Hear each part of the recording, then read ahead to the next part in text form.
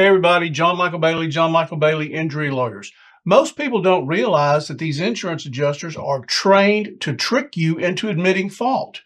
We're going to talk about that today so you know what's going on and how you can protect yourself from that. This happens so often and it's so common that I wrote a book about it. It's called The Top 10 Things Never to Say to an Adjuster. Here's the link right here. And listen, please give us a like, subscribe, make a comment. If you have any questions or if this has happened to you, put it in the comments. We'll get right back to you and help you any way we can. Here's one way they do it. They use innocent sounding phrases to get you to admit fault, and you don't even realize that you're doing it. They'll say, well, were you going the speed limit? Maybe a little bit more. If you say maybe, that's possible, or anything like that, they're recording what you say now, and they will turn around and use it against you. They'll come back and say, well, he didn't even think he was going the speed limit, or he didn't know how fast he was going. It's quite possible he could have been speeding. So be careful with the qualifiers that the insurance adjusters will throw at you, because they will throw them at you. They're trained to do that. So if they say, is it possible that you were going a little bit faster, say maybe 40 or maybe even a little bit above? Are you positive that you were going the speed limit? Stick to your guns. If you know and you believe that you were going the speed limit, be firm. No, sir, I was going the speed limit. Better yet, don't even talk to the adjuster. Your best bet is to pick up that phone and call me. Let me handle that adjuster because I know what he's trying to do. Another way that they'll try to trick you and get you to say things that actually hurt your case, and what they're doing is they're trying to get you to cheat yourself, is they'll ask you to speculate at the traffic light. Did you stop suddenly? Was it a sudden stop? And if you start saying things like, I guess so, or maybe, or I guess that's possible, remember, again, they're recording this, and they're not recording this to help you. They're recording this to hurt you. So they will then turn around and use that against you and say, listen, you stopped suddenly. This was your fault.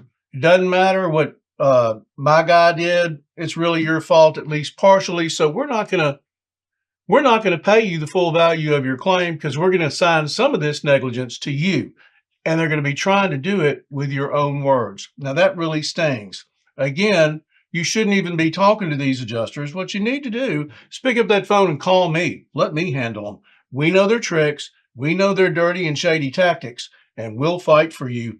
Don't you worry about that. So what do? You're sitting at home. You've been injured.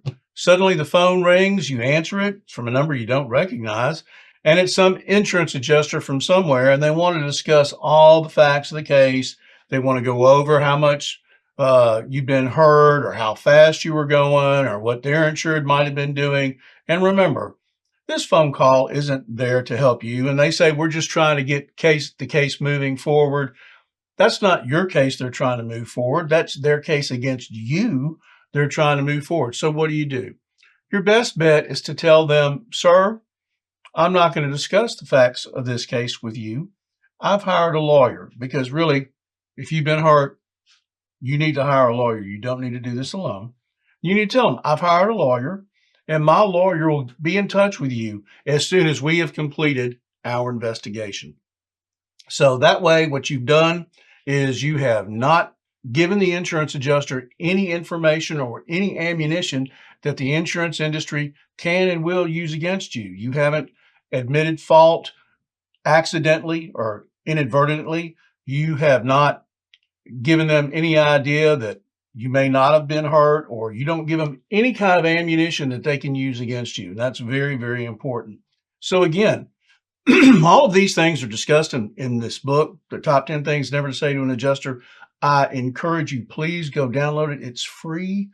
And use these tips to protect yourself against the shady tactics of the insurance adjusters. We're not trying to monetize this channel at all. We're just trying to spread information to help people. Again, all of these things come from the book, The Top 10 Things Never to Say to an Insurance Adjuster. The link is right here.